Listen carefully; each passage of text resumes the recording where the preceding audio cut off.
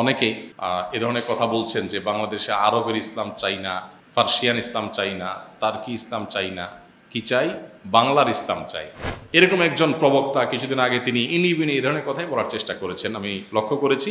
এদেশে যে ইসলাম এসেছে এটা বাংলাদেশের ইসলাম, এটাকে আরবের ইসলাম বানাবার চেষ্টা করবেন না, এটাকে ইরানের ইসলাম বানাবার চেষ্টা করবেন না, এটাকে টার্কির ইসলাম বানাবার চেষ্টা করবেন না। এখানে বাংলা ইসলাম বলতে এই মানুষগুলো যেটা প্রতিষ্ঠা করতে চাচ্ছে সেটা হলো লালনবাদ, তথাকথিত মানবতাবাদ, যেটা নাস্তিক্যবাদের চাইতে আরো ভয়াবহ। একজন মুসলমানও বেঁচে থাকতে এই শয়তানি তন্ত্র এই দেশে প্রতিষ্ঠা হতে দিবে না। 2.2 এরপরে 5 পয়েন্ট আজ আপনি সেবা করতে পারবেন। বিশেষ করে এই মতবাদ যারা বলে এরা প্রায় সবগুলা গাঞ্জা নির্ভর, তারা গাঞ্জা খায় নিয়মিত।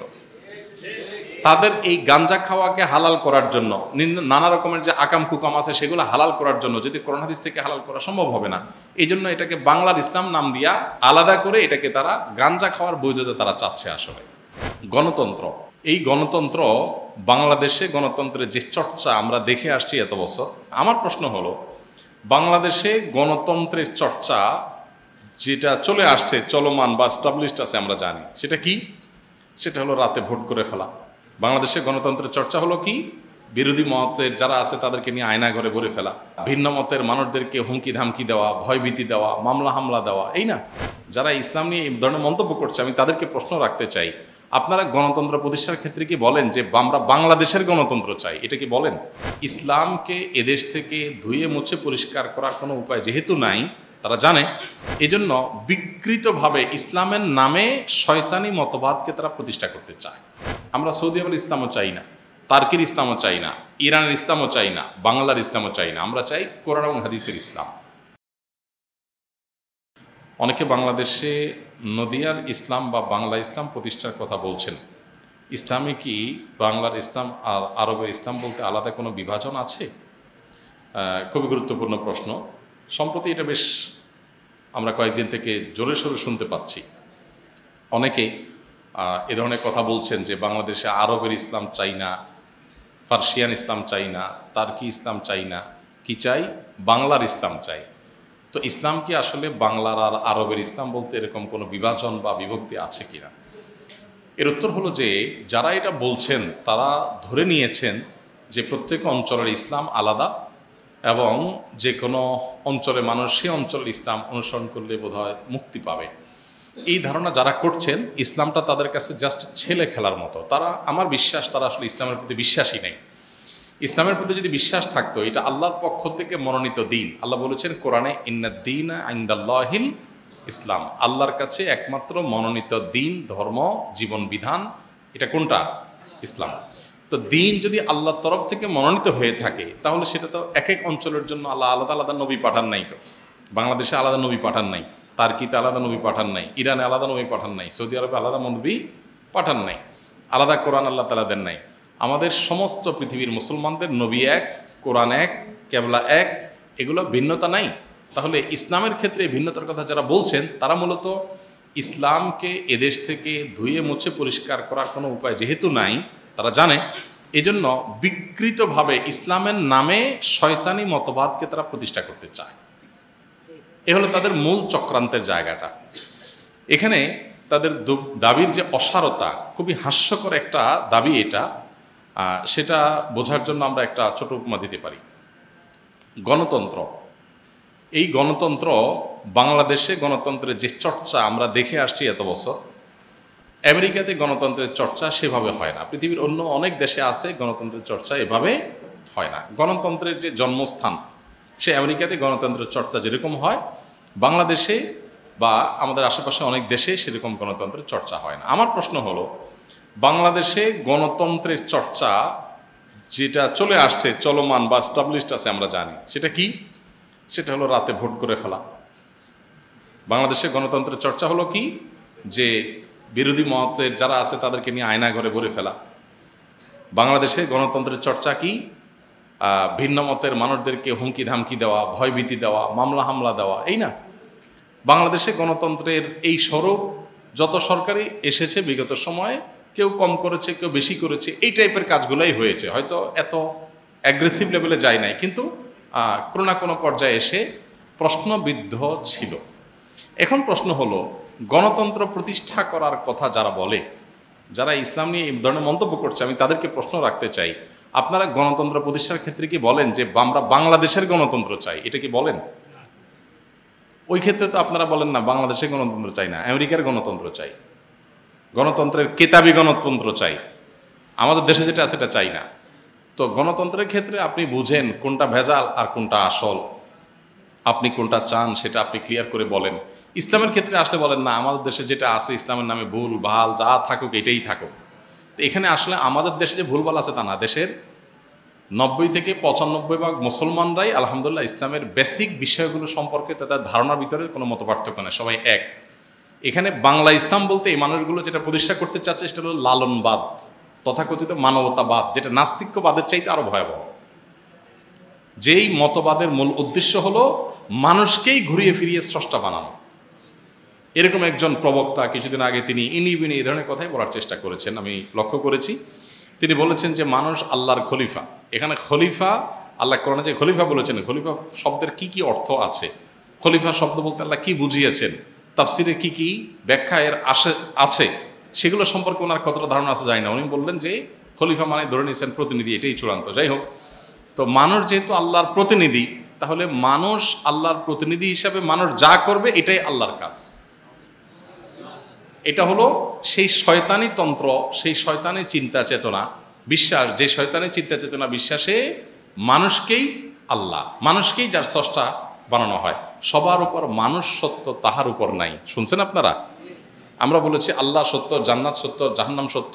কোরআন হাদিস আমাদেরকে এই ধারণা দিয়েছে, আর তারা আমাদেরকে বলছে কি সবার উপর মানুষ সত্য, তাহার উপর নাই, মানে মানুষই সত্য, সৃষ্টিকর্তা নাউজুবিল্লাহ। তো এই তন্ত্র বাংলার ইসলাম নাম দিয়া, নদিয়ার ইসলাম নাম দিয়া, ইন্দো ইসলাম নাম দিয়া এটাকে এই দেশে প্রতিষ্ঠা করার চক্রান্ত যারাই করুক তাদের চক্রান্ত সফল হবে না। তারা জানে না, তারা জানে না ইউরিদিউনা আইয়ুতফিউ নূরাল্লাহ, তারা চায় আল্লাহর আলোকে এই সমস্ত শয়তানি করে নিভিয়ে দিবে। এটা আসলে কোনোদিনই তারা পারবে না। একজন মুসলমানও বেঁচে থাকতে এই শয়তানি তন্ত্র এই দেশে প্রতিষ্ঠা হতে দিবে না। মুসলমানদের মধ্যে ছোটোখাটো বিষয় নিয়ে যত মত পার্থক্য থাকুক না কেন, তথাকথিত বাংলা ইসলাম নামের লালনবাদ, তথাকথিত মানবতাবাদ এবং এই শয়তানি তন্ত্র, এটা এদেশের 1% মানুষও বিশ্বাস করে না। অতএব এদের লজ্জা হওয়া উচিত, যারা সবসময় সবক দেয় মানুষকে গণতন্ত্রের কথা। সংখ্যাগরিষ্ঠ মানুষের চিন্তা চেতনা আদর্শ বিশ্বাস পরিপন্থী জিনিস তাদের মধ্যে পুশ করানো, তাদের মধ্যে জবরদস্তি ঢুকায় দেওয়া, বিদেশিদের কাছে নতজানু হয়ে অথবা বিভিন্ন ফান্ড তহবিল পেয়ে বিভিন্ন অপসংস্কৃতি এবং এদেশের সকল ধর্মের মানুষের চিন্তা চেতনা বিরোধী জিনিসকে এদেশের সমাজে প্রতিষ্ঠিত করা, বই পুস্তকে প্রতিষ্ঠিত করার যে অপচেষ্টা তারা করে, এটা কোন ধরনের গণতন্ত্র, এটা কোন ধরনের মানুষের আকাঙ্ক্ষা, গণের আকাঙ্ক্ষা। এরা গণের আকাঙ্ক্ষা বলে, এটা হলো গণের আকাঙ্ক্ষা। গণ এটা চায়, গণ তোমার কানে কানে বলে আসছে, গণের ভোট নাও দেখি কয়জন গণ তোমার এইটাকে বিশ্বাস করে। তো এই শয়তানি চক্রান্ত এটা আসলে এদেশে কোনোদিনই বাস্তবায়ন হবে না ইনশাআল্লাহ। খোলাসা কথা হলো, বাংলার ইসলাম, আরবের ইসলাম, তার্কের ইসলাম আলাদা আলাদা হইতো যদি নবী আলাদা আলাদা হইতো, কোরআন যদি আলাদা আলাদা থাকতো তাহলে আলাদা আলাদা হইতো। যেহেতু কোরআন এক, রাসূল এক, অতএব আমাদের কোষ্ঠীপাতর মানদণ্ড কোরআন এবং সুন্নাহ। কোরআন এবং সুন্নাহর আলোকে যদি কেউ আফ্রিকার জঙ্গলে কোনো ভালো কাজ করে তাহলে তিনি ভালো, আর বাংলার জমিনে কেউ যদি কোরআন হাদিসের পরিপন্থী, কোরআন হাদিসের বিপরীত কোনো কিছু ইসলামের নামে করে তাহলে সে বিভ্রান্ত।